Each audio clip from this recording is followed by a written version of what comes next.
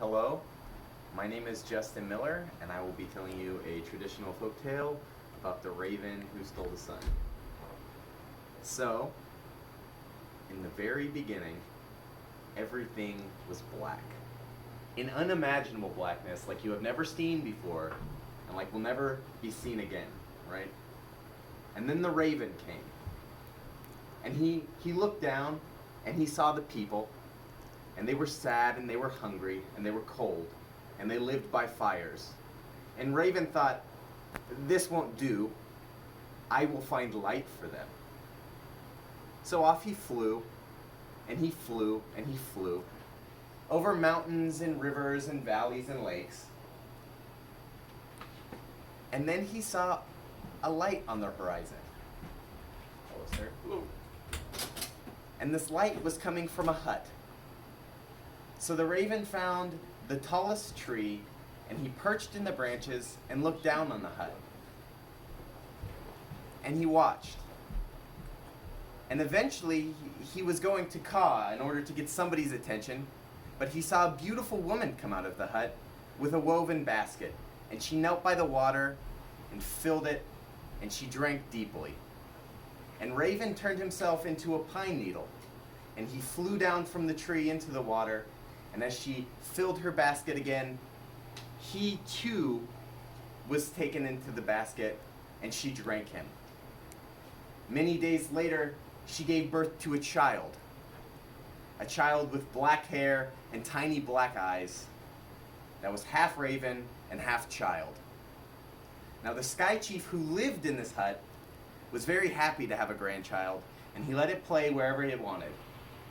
And in the corner of this hut, there was a box from which emanated light.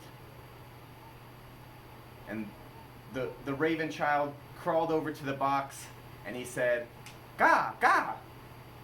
And the sky chief looked to his daughter and said, "What does it want?"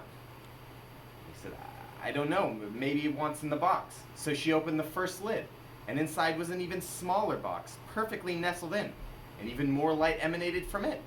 And again, the child pointed at the box and said, "Gah, gah!" And the sky chief said, "Open the second box then."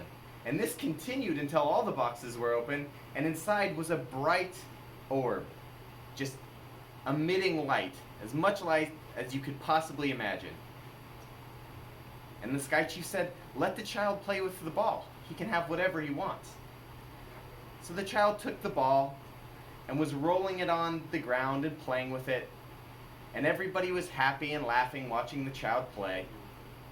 And then slowly, the child began to transform back into a bird. And he said, "Gah, gah!"